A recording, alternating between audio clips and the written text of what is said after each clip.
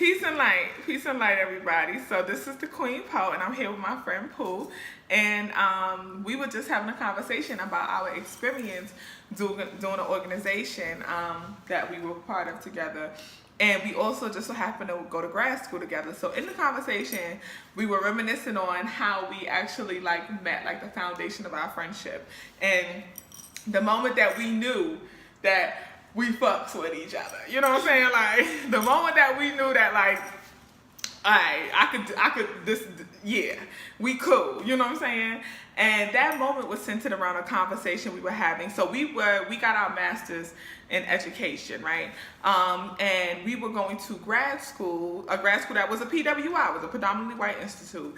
And in that grad school, we were two of very few Black people there. So long story short, we were in class and we were getting ready for a Socratic seminar, which is basically like a conversation that is had, an inner and outer circle conversation that's had. If you're not familiar with Socratic seminars, Google it, but not in a rude way, but just do some research out there. Can't remember the word, but research it, research Socratic seminars. So we were about to do a Socratic seminar, and as we're getting ready, an Asian girl looks at a white girl, they're talking or whatever, and she says, "Bye, Felicia." Now this is around 2016 when the "Bye, Felicia" thing was popular, and she says, "Bye, Felicia," and they start laughing, and then the Asian girl says, "I don't even know who Felicia is. Who is Felicia? What?" And that moment was a trigger for me, girl. That moment was a trigger. And the reason that moment was a trigger was simply because diversity, in the organization we were in, diversity was definitely pushed. And we are in a classroom full of educators who are, it's supposed to be a diverse group, but of course it's a PWI. So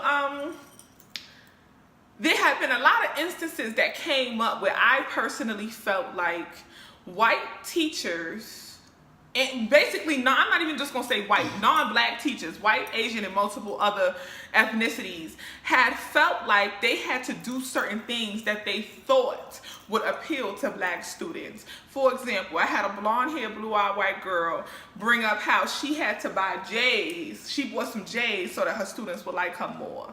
I heard the same Asian girl that said "Bye, Felicia," she made a comment about how she was having a hard time connecting with her kids. So she thought about bringing them little Debbie cakes and what's the little 50-cent snacks from the store that they all like.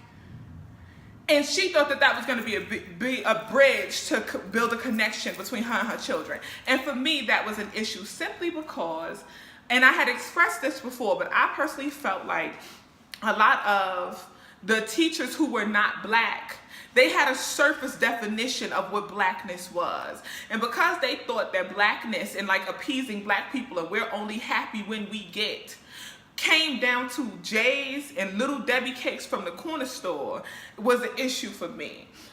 So when she made that comment, we're preparing for the Socratic seminar, and she made the comment, "Bye, Felicia," and she said, "I don't even know who Felicia is," and they're laughing and giggling about it. It, for me, reminded me of the fact that y'all don't even know the surface level history of Black culture. Y'all don't even know the surface level history of a simple statement of "Bye, Felicia." You couldn't even take the time to figure out who Felicia was. But you're using this statement because you hear your kids use it and you feel like this is a way to appease and build a connection to them. So needless to say, I brought it up. And I'm making, now this is the topic. So our professor turns it into instead of a Socratic seminar, she just turns it into a circle discussion about classroom, cultural responsiveness in the classroom. And what I will give the professor credit for, I felt like she wanted to know. She literally said, "So Mariah, tell us what you think we need to do to build connection with our students." It went from her being interested in wanting to know what they could do from a Black person, from a Black perspective. What are some things that they could do to understand the history and to build a deeper connection with their Black students? She wanted to know. It turned from that to the other educators who were mostly non-Black and some Black people trying to state the claim that you do not need to be aware of Black culture to teach Black students. And that's how me and Pooh got cool. Because, of course, that's a dub. Like, how are you going to teach black students and you don't know even the surface level history of black culture? You don't even know our movies, our songs, our dances, our praise. You don't know nothing. But then you turn around and you're going to tell me that you don't even need to dig deeper? How are you going to build a deeper connection? My thing is, don't fake it. You know, if you don't know it, you don't know it. Let me teach you something. And you teach me something from your culture. Let's acknowledge that we don't try to play me. And that's what I love about students at the end of the day, because you're never gonna play them. A class of 28 or a class like, you can't lie to them. They see right through it. They see past the J's and the little Debbie cakes. They see who you really are. And what I loved about Pooh in that moment was, and where I told her, I was like, I looked at you and I was like, yo, I could fuck with her because the black community in the grad school was so small, we built a circle, we built a connection. And it was four sisters, 4 black girls who were going through this program together, and we were gonna work it together. We supported each other through it, and we would talk. And me and Pooh, oftentimes when it came to black topics, we were on the same page. And what I loved about Pooh is, with some people, you know, and I hate the hashtag woke thing, right? Because that's played.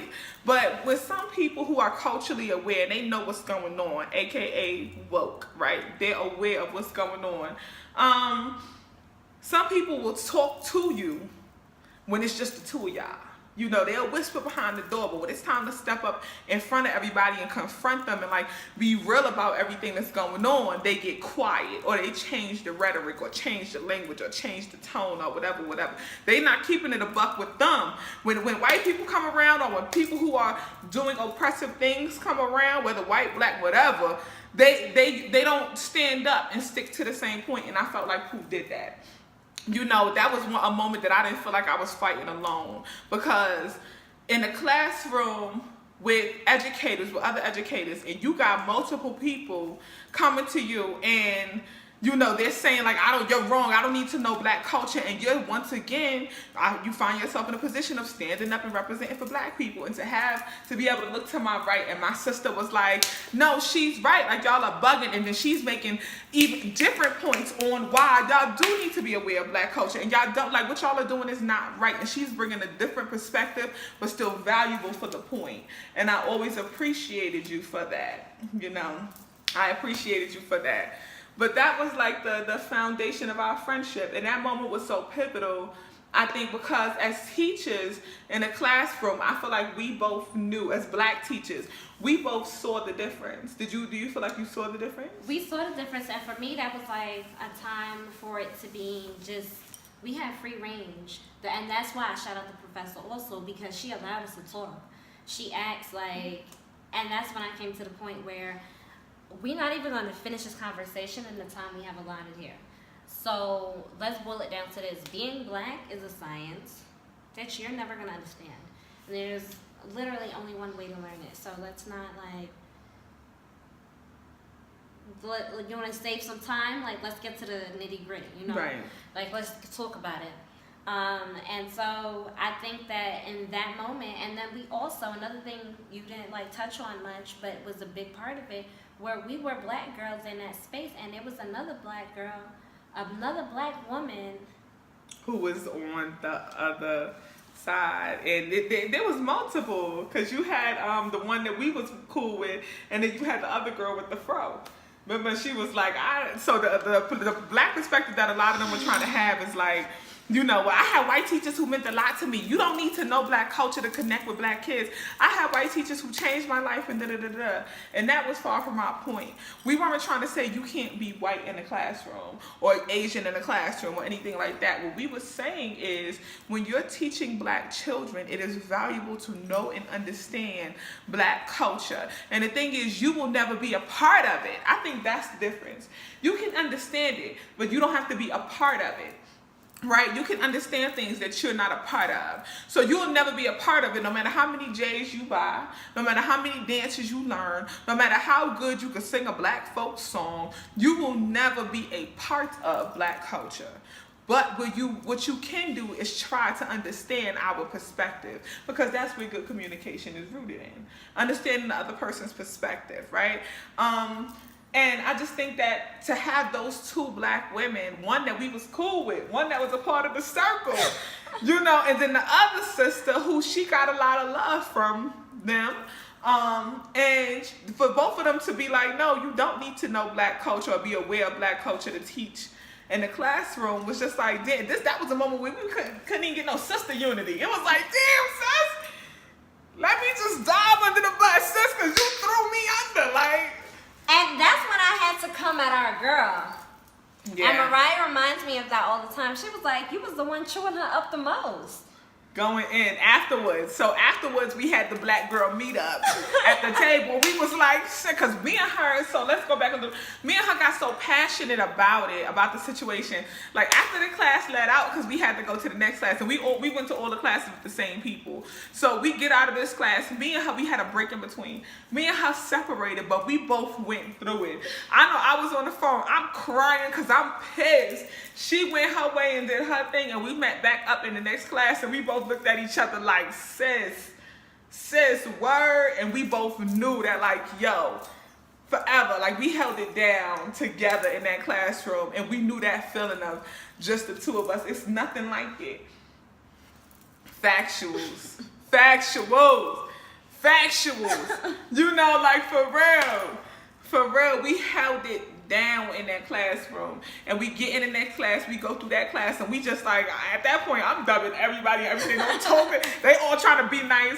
Our old girl that we was just talking about, she tried to come up to me like with a hug and all that. Don't touch me, don't say nothing to me, y'all get out of here, I don't want to talk. And then afterwards, we had the black girl meet up, and Pooh talked to the sister that turned the back, and she talked to the Judas out the group. You know what I'm saying?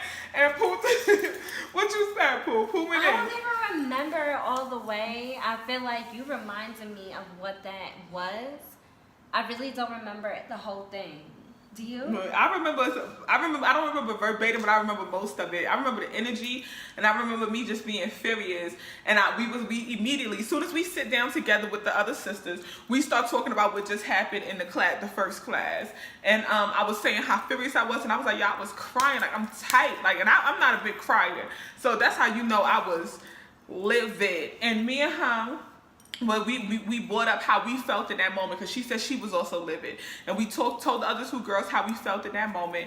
And then I was saying how the part that hurt me most is like the black people didn't even stick together in that moment to represent for the culture. We didn't stick together, and she pointed at the girl and was like, no, but you didn't. And I remember you specifically calling her out, like you should have represented. And I remember her stuttering, trying to figure out reasons why she didn't, you know, or explain how she felt in her position. And at the same time, I'm gonna listen to you and I feel where you're coming from, but we ain't even here for all that. Like, sis, it was time to stand up when it's just us, you talking.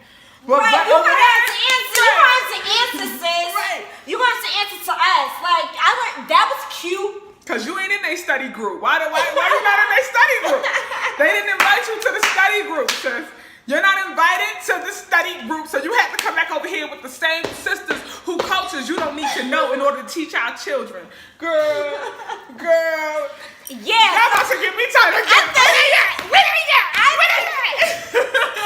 I think that's where my passion came from, because I don't even remember the conversation. And you told me about it. You let me know that, like, Pooh, you would, like, let her fucking know.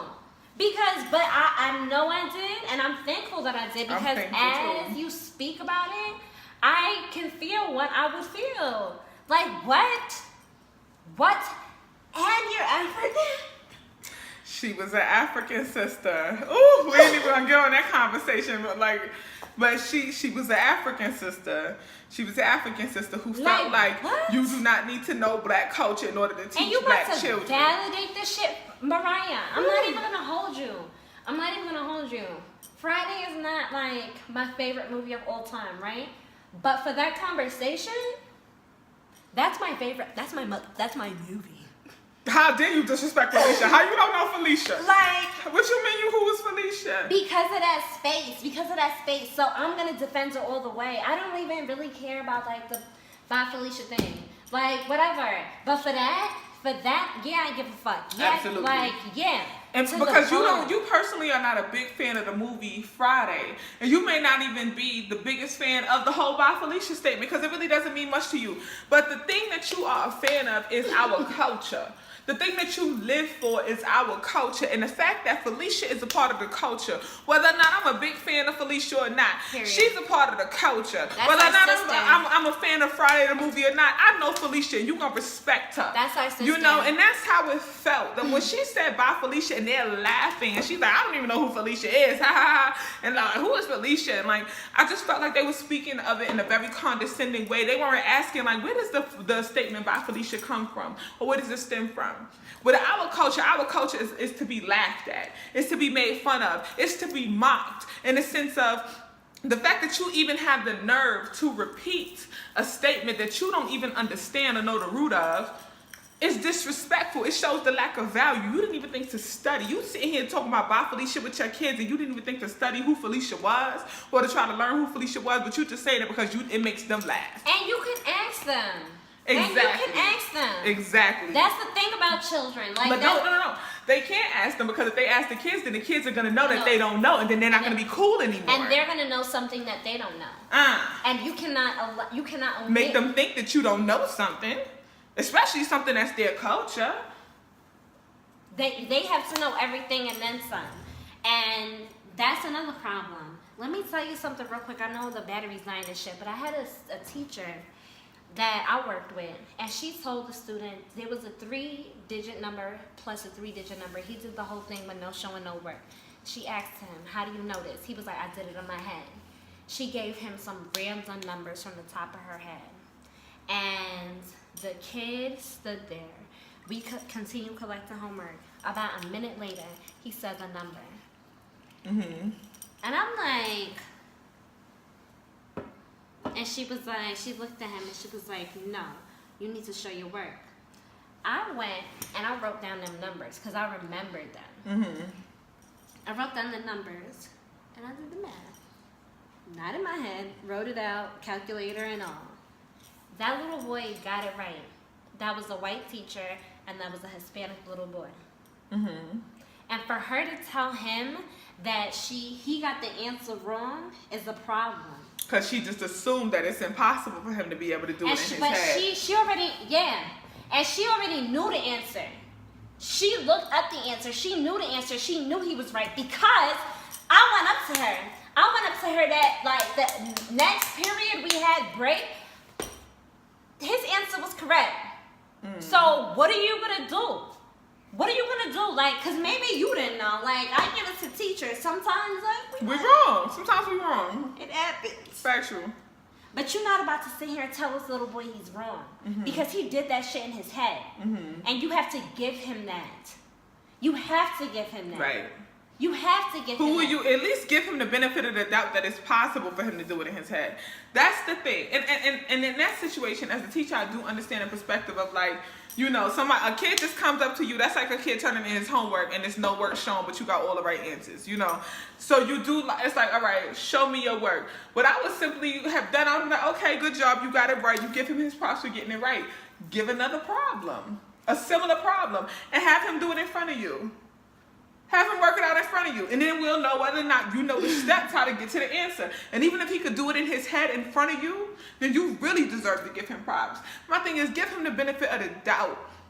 Give the benefit of the doubt, and that's the problem with teachers not being culturally aware, because some of them don't even realize that they walking in the classroom with their own prejudices like that. Like a black kid cannot possibly know how to do a math equation in his head. Why? Because black people aren't good at math. You know, that's a prejudice you may have. You walking into the classroom and you don't think that it's possible for him to do this problem in his head. That's a part of our culture. We started math, baby. All right, mathematics. We're the founders of this. We taught y'all. What you mean? You know, and that's a part of knowing your history. You know, don't get me. Got you started. Don't get me started. Too much of Patron and It's Sunday. It's Sunday. My thing is, for her, it shows so much of her character and how like how much you can't even like how much you have to hold like something over somebody's head. How much you can't just humble yourself. Like, you couldn't even humble yourself and tell this little boy he got the correct motherfucking answer. Right. Right. Like, that is so arrogant to me. And I think that that's the problem. Right. That's part of the problem. Like, I think everybody needs to understand that y'all stole some shit, y'all did some shit, y'all did some fucked up shit. Hold it down. Especially if you want to be able to hold down our classrooms. Hold it down. If you want to be able to properly educate our children. And it's so crazy because I was watching like a little thing, a video, and they were talking about like, the guy was talking about, I wish I knew his name too on Instagram.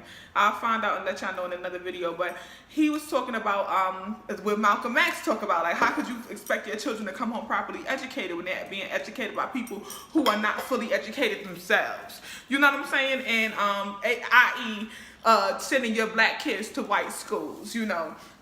And the thing about it is that I found interesting, most teachers do not understand the value of culture in the classroom because our curriculums are so European based. Right? They're based on European culture. You don't have to be culturally responsive when you are teaching straight out of the curriculum and out of the book. Life in America, everywhere you go, is colonization. It's culture, it's natural cultural responsiveness for them because everything, including our textbooks, have been colonized. But when you sit here and you go to a black school, we have to fight. We have to work twice as hard to properly educate our children because oftentimes our children grow up in school systems that did not even educate them on their culture, right? And then these teachers come in these classrooms, whether at a PWI or any school, they come into these classrooms and they sit here and they think that they're being culturally responsive or going out of their way to be culturally responsive when they have a majority black classroom by doing what they consider black culture. And all they know of black culture is the surface level stuff, like the music, like the attire, like the slang. Only thing that they know is what they see in front of them, but they've taken no time to learn our history. You can educate yourself on the Pythagorean theorem. You can educate yourself on Freud and Sigmund Freud is the same person. What's his name? Pavlov. You can educate yourself on all these people, right? But you can't educate yourself on Malcolm X. You can't educate yourself on Fannie Lou Hamer. You can't educate yourself on Winnie Mandela. You can't educate yourself on the ANC, on apartheid, on the depths of slavery before Jamestown. You can't educate yourself on Native American culture. You can't educate yourself on the very backs, about the very backs that this country and every country was built upon to be what it is today. You know, that's my biggest thing. It's understanding beyond sneakers and Little Debbie cakes from the corner store. If you want to educate our children, you need to educate yourself first on the children that you're trying to educate. Period. As I've been going on interviews here in South Africa, I've been asking, how do you maintain culture, right? Here, how do you maintain culture? And granted, these schools that I'm applying to are not, the students, the population of students is pretty black. Teachers, pretty black. Administration and upward, something different. Mm-hmm. And something that I'm hearing people say are things that are very surface. Yeah. And it's just like amongst that, it's like you don't even care. You don't even care, and I know you don't because you can't even tell me how you care, you know? Like, it's like how you care should come out before you tell me, like, what you care about, you know? Like, I should feel that first. And Heritage Day, okay, that's a good holiday, right? Like, we heard. That's like, what's the little thing they used to do in school when it was like all this, like, the foreign language thing? It was like Foreign Language Day or something like that, or Foreign Day. International Day. It was International Day. And people would bring like their rice and beans, arroz con pollo, and the oxtails and things that represent your culture for one day. You was allowed to represent your culture in school one day. And then after that, it was like, all right, we're going to eat your oxtails and your rice and beans and your plantanos and all that other stuff. But pack it up. But pack it up. Because it was just for today. Okay? So, that to me spoke volumes. Because aside from that cultural day, right? That cute stuff where all your teachers dress up in African attire, whatever. Aside from that, there is some rich culture. And the fact that y'all could sit up here and look with a straight face and not say, oh, we need more. Or we need to, like, read aloud, okay? Read aloud with some second graders. You can give it in a mix of languages, like we saw at the Abantu Fest. They gave it in a mix of languages. The kids are going to follow. They see what you're doing with your body. If you believe what you're saying in your story, if you with all the characters, the kids will follow it, okay? Absolutely. They'll figure out the rest. They'll fill in the missing pieces with their imagination. So, to say we have Heritage Day is just like, who you think you're talking to? So, yeah, that's like another like dynamic of like knowing the culture, and we see it here. Like here it is, live in full action, and Absolutely. But thank y'all for tuning in. It's like a lengthy one, but I think it's lengthy but valuable, right?